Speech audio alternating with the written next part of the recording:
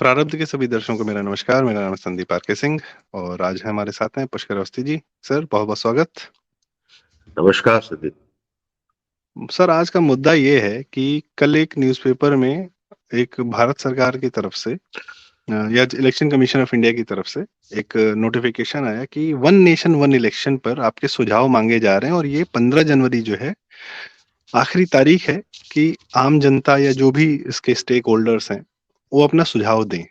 अक्सर क्या होता है जब हम देखते हैं संसद में कानून जैसे न्यू एजुकेशन पॉलिसी आई या न्याय संहिता पे जब अमित शाह जी ने बात की तो उन्होंने बताया कि भाई ये हम अचानक नहीं कर रहे।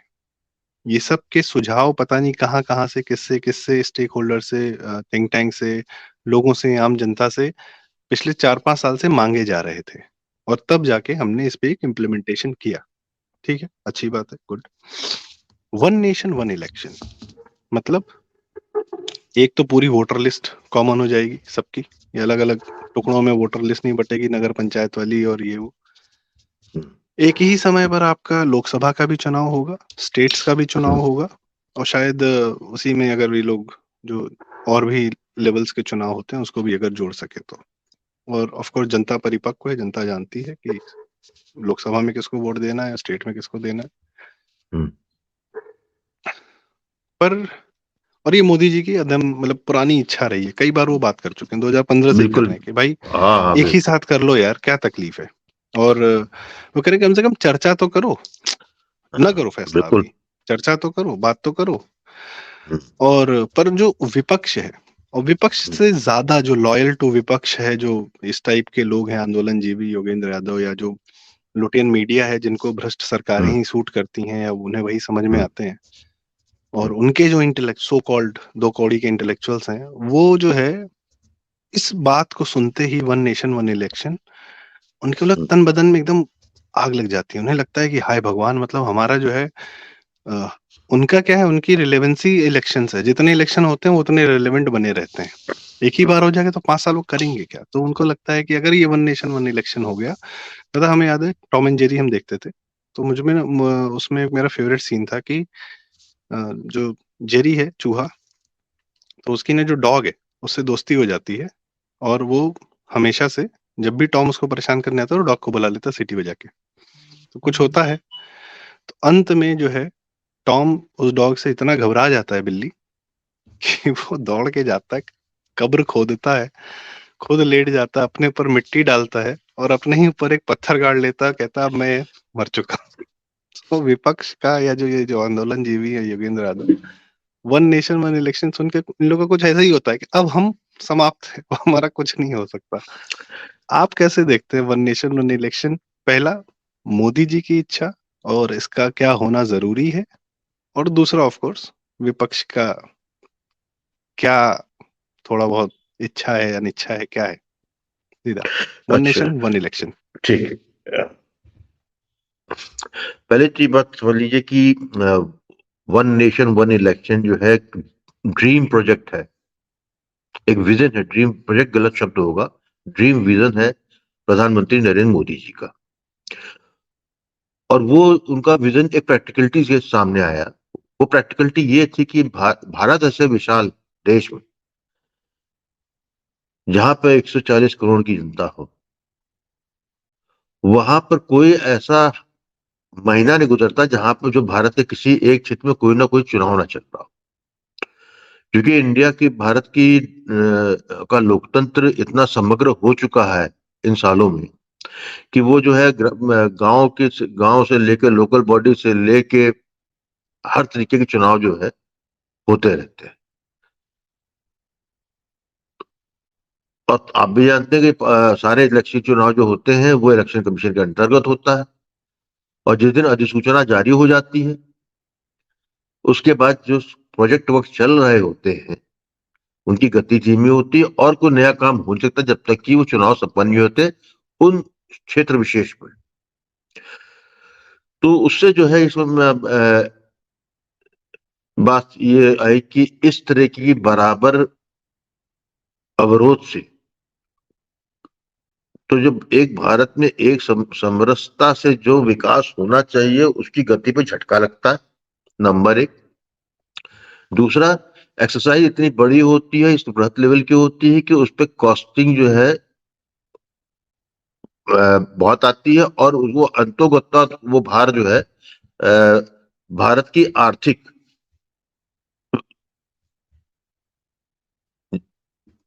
स्थिति पे पड़ता ही पड़ता है। अब ये कैसे होगा, उसके पीछे क्या मापदंड होंगे, क्यों इसको जो है किस तरीके से करेंगे, उसी लिए जो के लिए एक 2 सितंबर 2023 को high level committee one nation one election की बना दी गई थी। वो अपना कुछ काम की होगी। अब उसकी तरफ से उनके उस कमेटी के जो सेक्रेटरी है उसकी तरफ से एक अधिसूचना जनता को दी गई है कि 15 जनवरी आपके जो कोई सुझाव है वो 15 जनवरी तक भेजिए, ताकि जो है उन सुझावों को जो है इस हाई लेवल कमेटी के सामने प्रस्तुत कर दिया जाए, और वो जो है इसमें कोई अपना निर्णय लेने से पहले उसको जो है सारे प्रोज एंड कॉन्स पे चर्चा हो जाए। ये 2024 की बात, लोकसभा के चुनाव के बाद ही निश्चित रूप से सामने आएगा, जो होगा ये आएगा। तो ये एक ऐसा रेवोल्यूशनरी कहूंगा, क्रांतिकारी बदलाव होने वाला है, जिसको कि मैं सोचता हूँ बहुत से राजनीतिक दल उससे बहुत असहज होंगे, और उनके लिए स्वीकार कर पाना भी मुश्किल होगा। क्योंकि जो है हमारे यहाँ भारत के लोकतंत्र की जो सबसे जहां पे बहुत खूबियां हैं, लेकिन वेस्ट मिनिस्टर प्रणाली जो हमने ऑप्ट की 1947 में स्वतंत्रता मिलने के बाद, वो उस प्रणाली में भारत ऐसे बृहद जनसंख्या वाले और बड़े क्षेत्र के लिए वो नाकाफी था। उसके अंदर काफी कह सकते हैं कि कमियां थी। वो उन कमरियों के चलते जो है, क्योंकि पहले भारत में इकोनॉमिक डिस्कोर्स नहीं था, तो ये फर्क नहीं पड़ता था।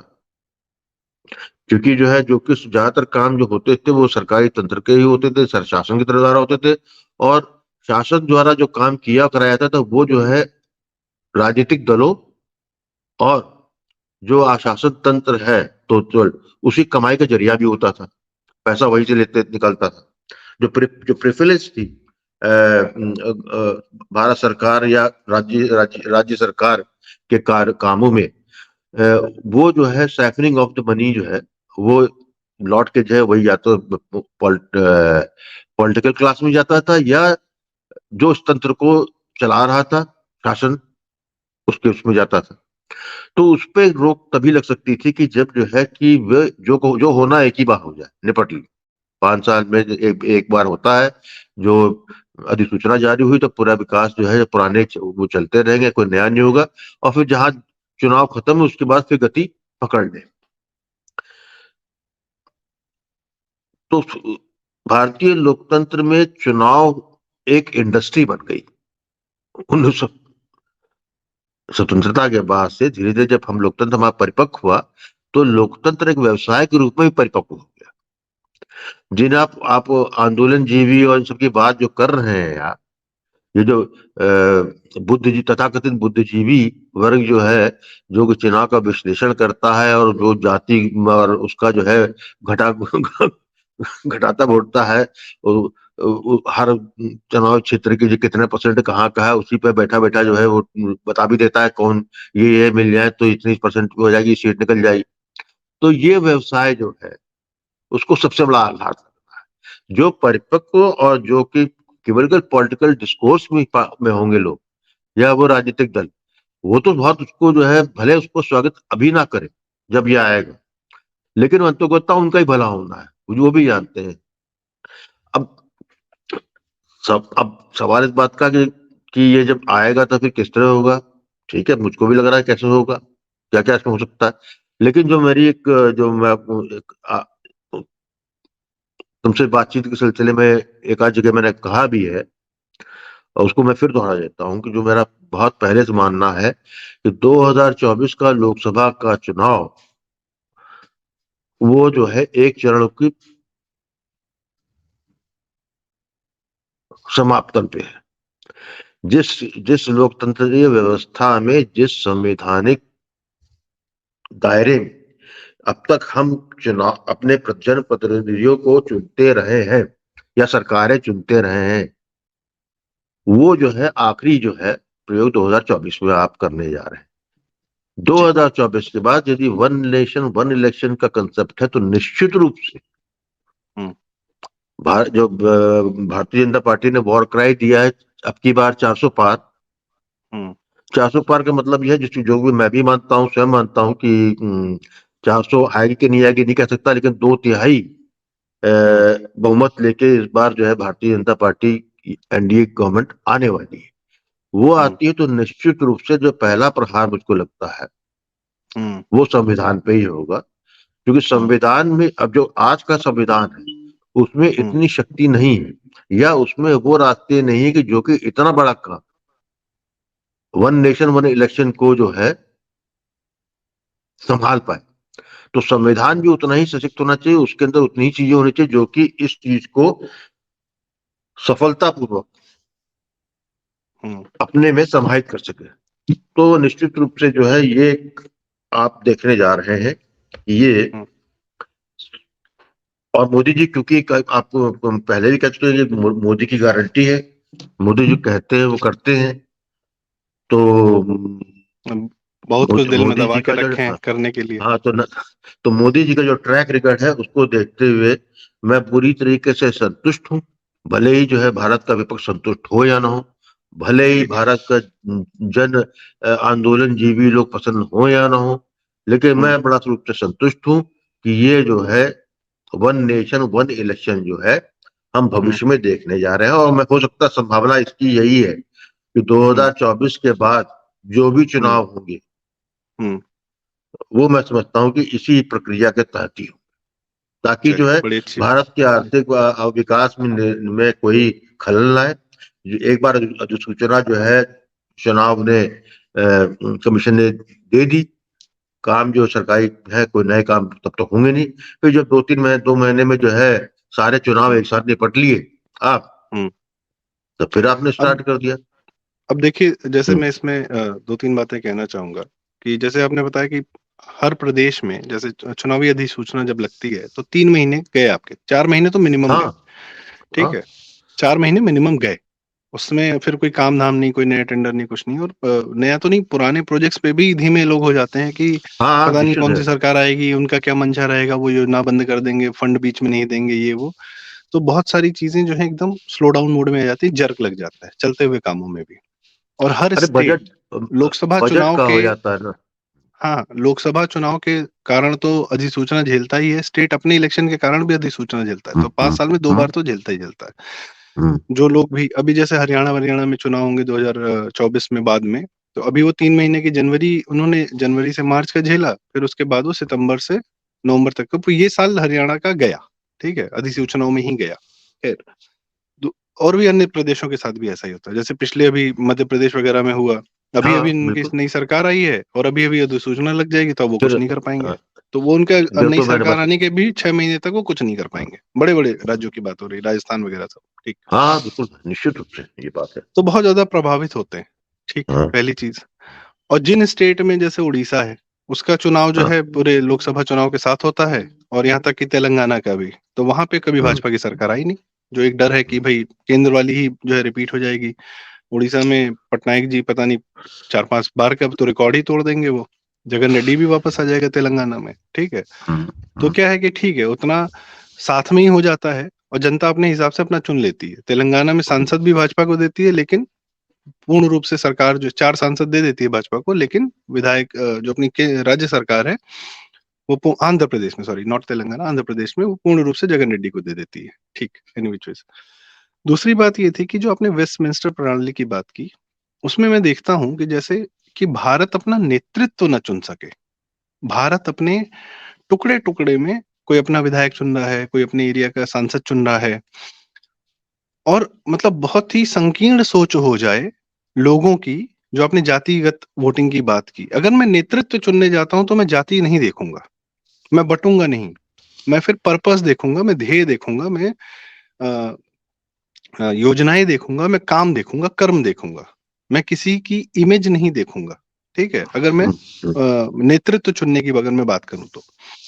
पर यदि मुझे लोकल आदमी से ही काम पड़ेगा, तो मैं तो अपने उससे कनेक्शन देखूंगा।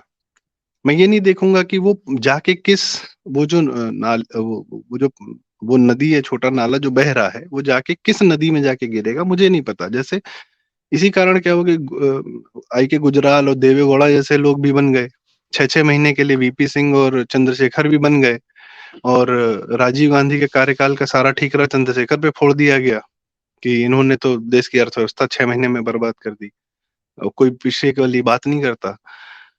तो और ये जब से हमने नेतृत्व चुनना शुरू किया है जी, जब हमने अटल जी को चुना था, जनता ने नेतृत्व चुना था अटल जी को, और फिर हमने 5 साल देखा कि चलो ठीक है, मिली जुली सरकार थी लेकिन काम बहुत सारे हुए थे।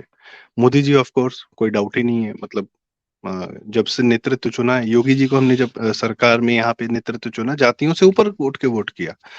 क्या बेहतरीन काम हो रहा है, क्या बेहतरीन, पहली बार लग रहा है कि सरकार भी जनता के साथ है। अदरवाइज पहले तो अच्छा, सोनिया गांधी किस आधार पे प्रधानमंत्री बनना चाह रही थी? हमारे यहाँ के यही हर आदमी सांसद वांसद 150 सांसद जीत गए किसी तरीके से, तो सोनिया गांधी भी बन जाएंगे प्रधानमंत्री।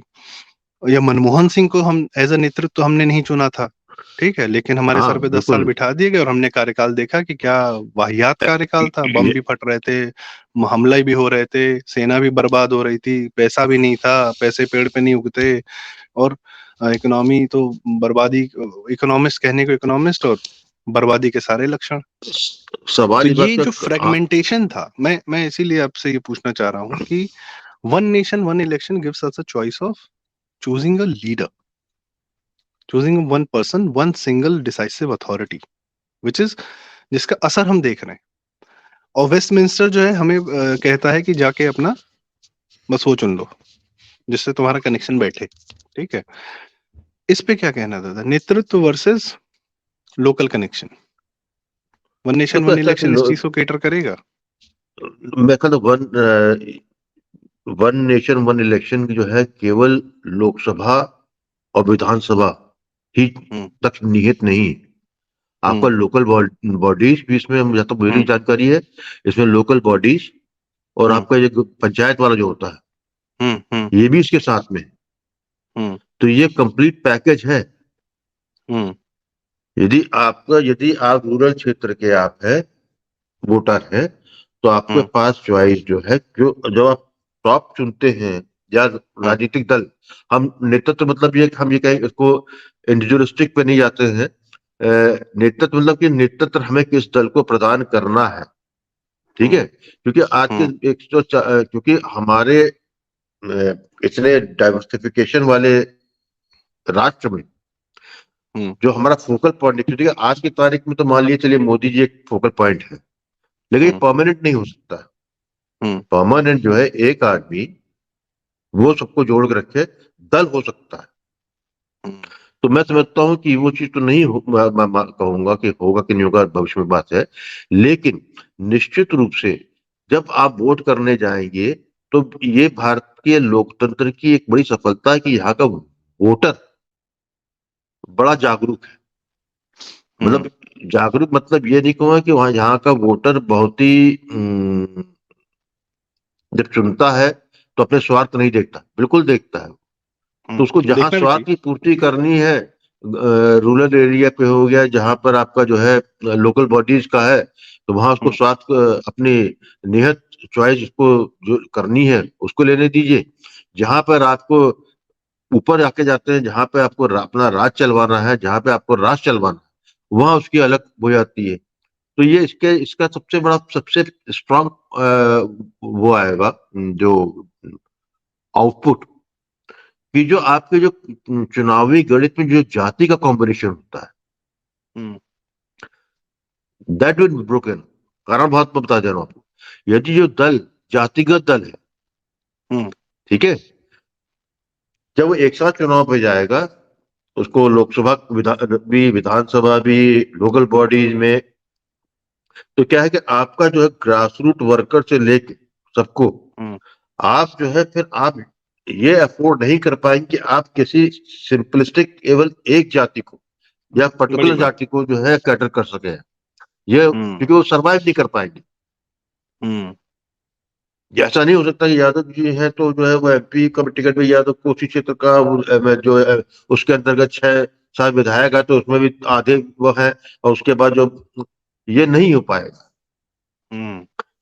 और मैं समझता हूँ जब आप वन इलेक्शन वन नेशन की जब आएगी, तो मैं जिन चीज तरफ मैं इशारा कर रहा हूँ उसका तोड़ उसमें मौजूद होगा निश्चित रूप से, क्योंकि ऐसा नहीं है कि बहुत सिंप्लीफिकेशन में कुछ चीज हो जाएगी।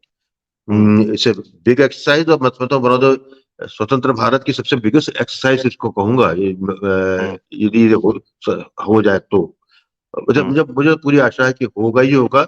ये कमेटी बनी इसीलिए है कि इसको होना है, और 2024 के बाद के परिणामों के आने के बाद